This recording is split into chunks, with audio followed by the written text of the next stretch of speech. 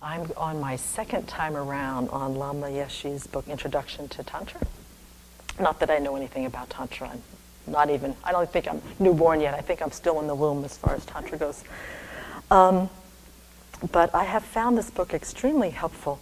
And part of it is Lama Yeshe's way to describe the self-limiting beliefs and concepts that we have about ourselves that get in the way to really actualizing our Buddha potential. Because the whole point about Tantra, from my little understanding here, is that if we want to become Buddhas and we want to touch into our Buddha potential, we've got to be able to start imagining and visualizing and thinking about what would it be like to be a Buddha?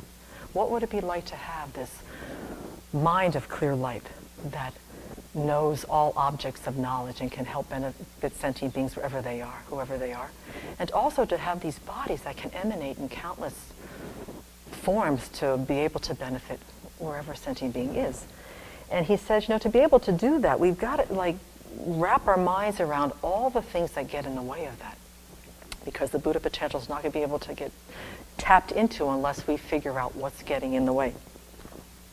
And that it really helped me to take a much more closer look on how I perceive myself, how I perceive my environment, how I perceive all of you, how I perceive my world, and that it has nothing to do with, I'm not going to get anywhere as far as realizing my Buddha potential if I continue to see myself and others the way that I generally see them. The other thing is that it also helped me to see that many times where I take refuge is not in the three jewels.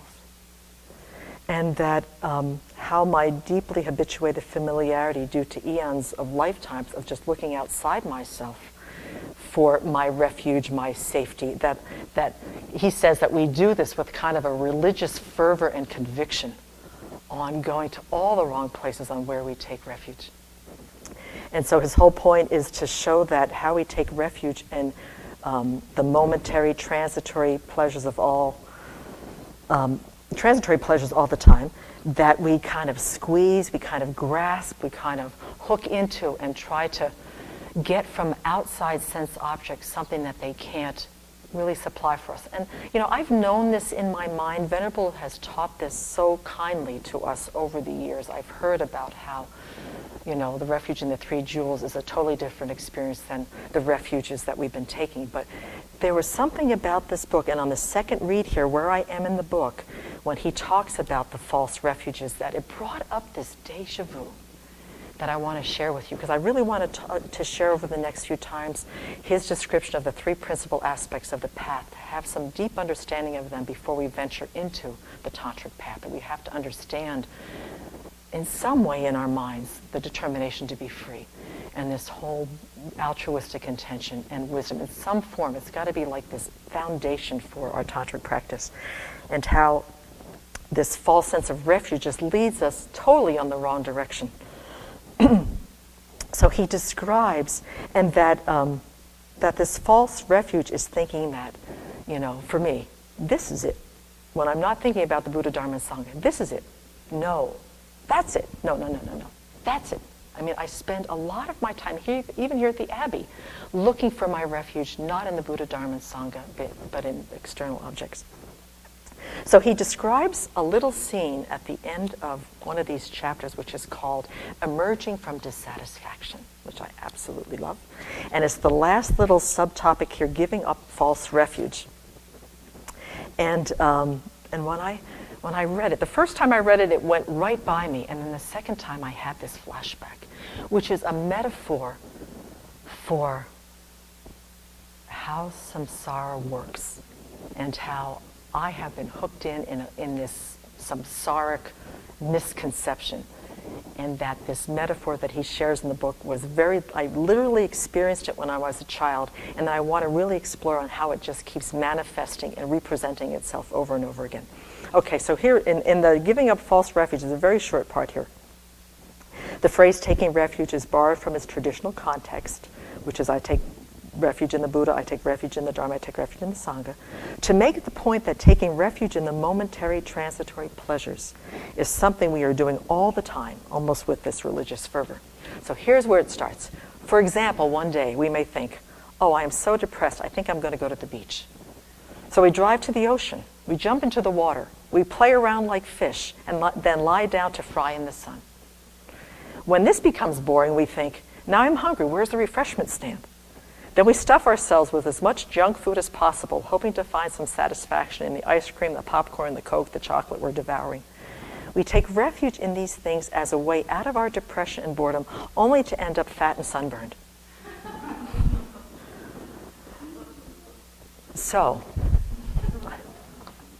this is what came up. And this was so powerful because the metaphor of being on the beach and doing that. Okay. And I can imagine Lama Yeshe, because my sense of reading some of the books and the biographies about him is that he spent quite a bit of time in California. So I can imagine him walking along Venice Beach and Redondo Beach, looking at all these human beings laying out there, flapping around in the water, with a kind of fascination and laughter, but yet a deep compassion, understanding what was really going on. And how in the middle of all of that samsaric tragedy, he would somehow engage people on the beach in a way that he would be able to benefit them. I would just love to imagine being there with him as he would be cruising the beaches of California with his mala and with that big smile on his face. Okay, so this little thing about the beach, I mean, this is how my life was from the age of 7 to 17. We were a middle-class working family, and 2 weeks out of every summer, we went down to Beach Haven, New Jersey, and we rented a cottage on 18th Street in Ship Bottom. It was probably, for some reason, our family, although it had a lot of tension, a lot of difficulty growing up, the family had difficulties. That 2 weeks, something just kind of shifted. You know, we were in this little samsaric pure land, and everything kind of relaxed, and all the tension kind of settled down. But here's how the day went. The scene started at 9 o'clock in the morning, and it went till 9 p.m. for 2 weeks straight. Breakfast. Okay, get the breakfast out of the way. We put on our bathing suits, get our rafts, and off we go. We were within 3 blocks of the beach. Dad would bring down the umbrella, the cooler filled with potato salad, fried chicken, cookies, donuts, iced tea, watermelon, and we would park ourselves out on the beach all day. Now, when we were kids, before I got to be a teenager, Jane, Brian, and I, we'd take the rafts, the boogie boards, into the water, we would go, and we would stay there all day, playing, flapping around like fish, riding those rafts. Dad loved it too, so he was in there. Mom was crocheting underneath the umbrella. We'd get out just in time to, wolf down our lunch so we could go, had to wait 20 minutes so we wouldn't drown because we'd get stomach cramps because we ate too fast. And we'd go back into the water until 5 or 6 o'clock. Now, we usually had at that time what was copper tone baby oil, because it was before sunscreen. We just slathered that on, so as we're bobbing around in the water like these little buoys, we're just frying. Then we'd get back to the house about 5 o'clock, shower outside, take all the sand off, get changed, and go to dinner. So dinner was usually at Morrison's, which was a seafood restaurant where you would either have crab legs or shrimp or swordfish, something like that. Just totally, just intoxicated with the sense pleasures of having the seafood, and there was music and all these families. Then we went over to, I forgot what the name of it was called, something village where they had fudge.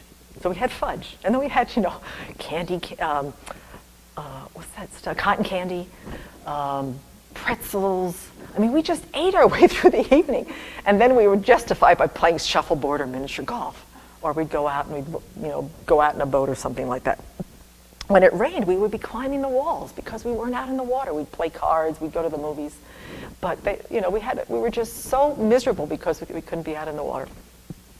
Then as we got into our teens, the water was less attractive than lying on the beach and cooking ourselves from side to side became much more important. Reading 16 magazine.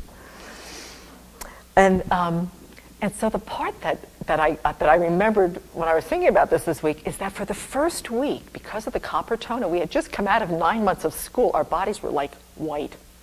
So the first week was first-degree burns. I mean, we got so red you couldn't even sleep at night. Your body was pink. Then it got blistered, and then it peeled. And it was like, here's this wanting to be happy, wanting to have this sense pleasure deluxe, and we're going through this torture because going back home in middle-class, working-class America, if you had a tan at the end of the summer, that meant that your family had some income, some discretionary income. You weren't out there on the sandlots playing baseball with your little baseball, tan. You had a haul over bathing suit tan because your family had enough money to go to the beach. So there's also this part about the status and the reputation and looking good in even this working class neighborhood. So when I've looked at this, when I see in my mind, even back then, the strengthening of the habit of trying to be satisfied with sense objects, trying to be totally habituated to, I look outside of myself, I look outside to see, to get my happiness, to avoid pain at any cost. And that it wasn't, as Lama Yeshe says, and Venerable has said, it's not the pleasure. There was something very bittersweet about this time in my life. I loved it. But from 9 o'clock in the morning until 9 o'clock at night, there was a perpetual looking. There was a boredom, a shift of attention, doing something else. Got bored, shift of attention. Continually working very, very earnestly to keep this level of excitement, this level of pleasure up. To a point that, as years went on, it got a little tainted, it got a little disappointing, because I couldn't sustain the kind of pleasure and the kind of happiness I had by the time I was 17, it didn't do the same thing for me as when I was 7. And that Lama says that we just get hypnotized, infatuated by this draw, this attraction to the sense objects, with the senses just totally engaged full time. And that no matter how much I tried, the satisfaction didn't last. And so when I think about wanting to practice Tantra and to imagine myself as a Buddha, imagine myself as a deity, to arise with this infinite compassion, to be able to benefit, this is not the kind of mind that can do that. And so then he segues then into the 3 principal aspects of the path on how we've got to turn that mind that's so hooked into the grasping, the hooking, the infatuation, the mesmerized, the hypnotized by all of this external phenomenal world as the source of our happiness and our pleasure, and to start turning our minds to see the dissatisfaction, to enjoy the pleasure as simply a fleeting transitory experience. That's it. And to kind of get the mind more stable and get the mind more realistic on what this momentary transitory samsaric world can actually bring. And then he starts going into the challenges of going internally on how to develop the 3 principal aspects of the path, so we can really get the mind ready, primed to be able to then think about imagining ourselves as Manjushri or Tara or Chinrezi or Haruka or whoever. So that's where I'd like to kind of, and I'm going to keep an eye on this metaphor, because even though I'm at the Abbey now, this metaphor of where I try to go for refuge and how I try to get myself satisfied still plays itself out. I don't have the same sense pleasures, but I still go looking outside myself. I still take refuge during the course of the day in outward sense objects rather than really going internally to the Buddha, Dharma, and Sangha. And so I'll share a little bit about that as I go explore.